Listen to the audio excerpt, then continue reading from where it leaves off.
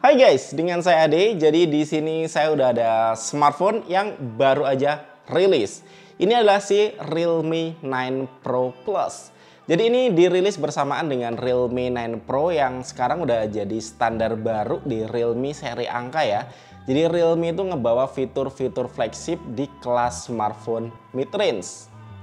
Terus terang saya baru 2 hari nyobain HP ini guys, dan kemarin pas nonton launchingnya ada beberapa nilai jual utama dari Realme 9 Pro Plus ini. Seperti kamera kelas flagship, desain kelas flagship, dan juga performa kelas flagship. Tapi untuk fokus kali ini kita di performa ya, jadi kita mau tes game si Realme 9 Pro Plus ini. Jadi smartphone ini adalah salah satu yang pertama nih yang menggunakan chipset Dimensity 920 5G. Untuk Antutu benchmarknya saya tes ini tembus nyaris 500 ribuan. Rata-rata HP mid-range itu sekitar 300 ribu. Kalau untuk spek lengkapnya, dia ini pakai chipset Dimensity 920 5G dengan fabrikasi dia 6 nanometer ya, level yang flagship. GPU-nya Mali G68 dengan pendingin vapor cooling chamber. RAM-nya 8GB plus DRE 5GB ya. Ini dynamic RAM expansion. Udah 5G dan juga Wi-Fi 6 ready, jadi mantap kan ya. Ditambah dual stereo speaker Dolby Atmos, punya X-axis tactile engine, jadi tactile feedbacknya tuh kerasa lebih kuat. Dan dia ini pakai Realme UI terbaru 3.0 berbasis Android 12.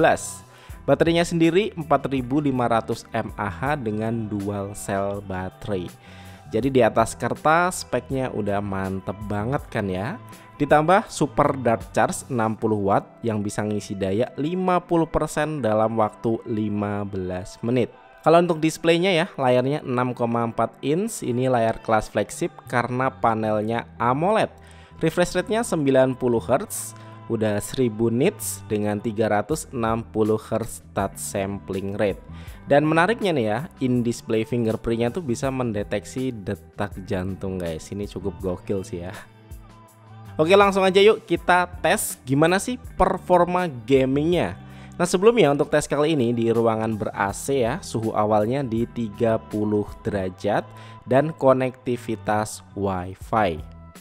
Game pertama yang kita tes adalah Mobile Legends dengan settingan pastinya bisa rata kanan, high frame rate, dan juga grafis ultra.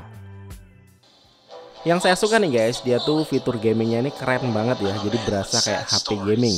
Karena dia ini bisa menampilkan secara real time FPS, penggunaan GPU dan CPU-nya. True warriors act rather than acted upon.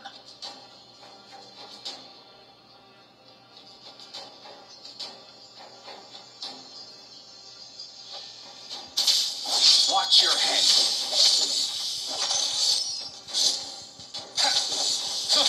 Untuk main Mobile Legends ini FPS-nya stabil di 59-60 fps dengan penggunaan GPU dan CPU masih ringan ya, masih di bawah 50%.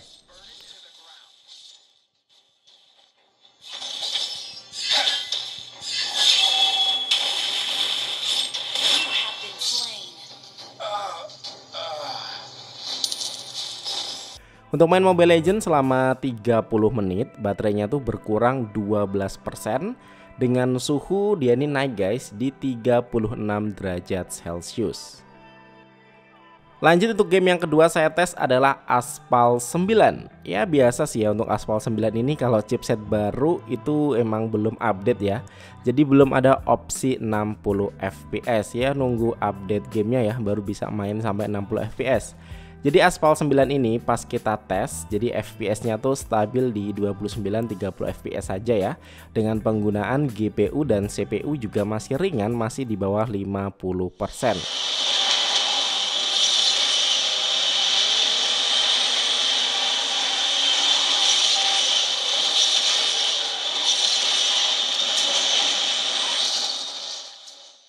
Dan selama 30 menit saya main Aspal 9 ini baterainya berkurang di 9% aja dan suhunya ada di 36 derajat Celcius.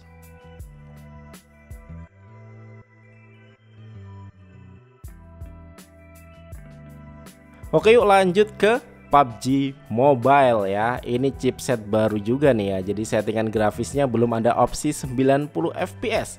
Jadi mentoknya masih di grafis ekstrim. Untuk main PUBG Mobile ini aku aktifin gyroskopnya dan no delay guys. Jadi untuk gyroskopnya ini enak. FPS-nya dia stabil banget ya di 59-60 fps gitu-gitu aja, dan nggak ada frame drop selama saya main ya. Yang saya rasain itu nggak ada. Untuk penggunaan CPU dan GPU-nya juga masih ringan ya, masih di kisaran 50% aja.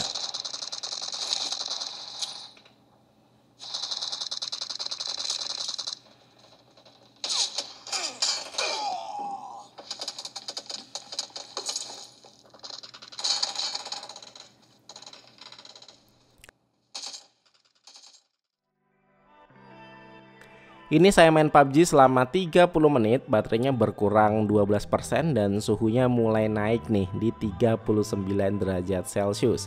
Tapi suhu segini tuh masih dingin cuy. Makanya langsung kita coba geber main Genshin Impact ya. Dengan settingan grafisnya aku set di medium dan 60 fps. Di open world untuk daily mission FPS-nya tuh antara 30 sampai 40-an FPS ya. Jadi nggak bisa main sampai 60 FPS. Ini pun kadang drop juga sampai 20 FPS. Untuk penggunaan GPU-nya ini hampir 70-an persen. Dan kalau CPU-nya wow, ini sampai 99% guys ya. Jadi emang dimaksimalin banget untuk performanya. Kalau pas lawan bos ya di domain ini FPS-nya dia lebih stabil 40-an FPS, dan dia ini nggak ada frame drop guys, beda pas di open world tadi. Untuk penggunaan GPU-nya juga di kisaran 70%, kalau CPU-nya sih nggak terlalu ya, jadi kadang aja tembus sampai 99%.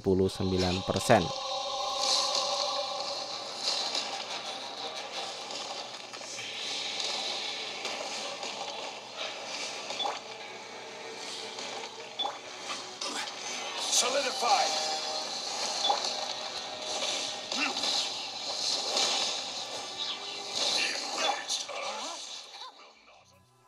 Nah ini saya main Genshin Impact selama 1 jam ya, sambil nostalgia karena udah lama nggak main.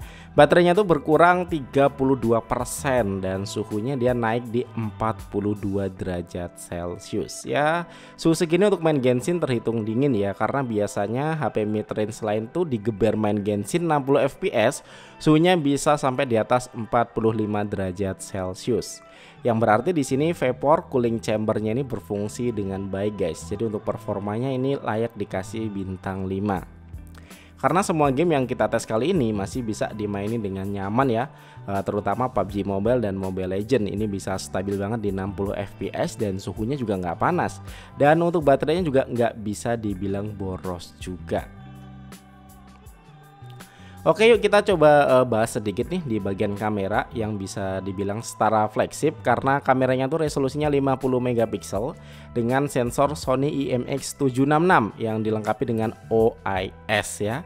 Terus ada 8 megapiksel super wide angle dan 2 megapiksel lensa makro. Nah berikut ini saya ada sampel beberapa hasil fotonya. Kalian bisa simpulkan sendiri gimana hasilnya.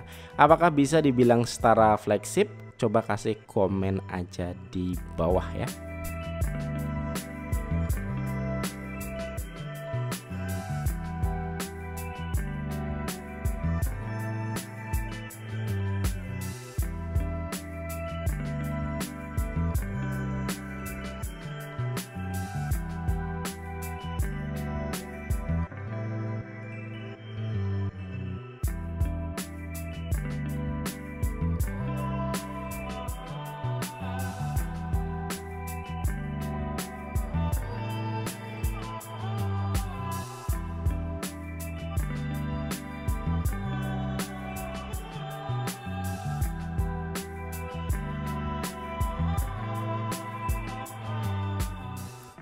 Oke guys, jadi ini adalah hasil rekaman video dari Realme 9 Pro Plus ya. Jadi ini direkam di resolusi 4K.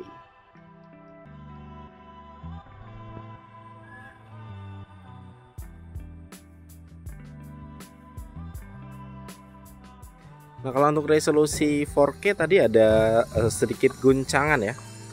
Kalau pengen hasil yang stabil bisa pakai resolusi Full HD seperti ini. Dia hasilnya lebih stabil.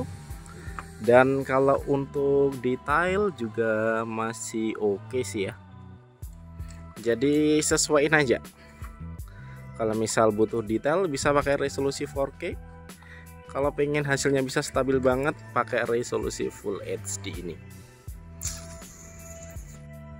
Nah, kalau ini untuk hasil dari kamera depannya ya.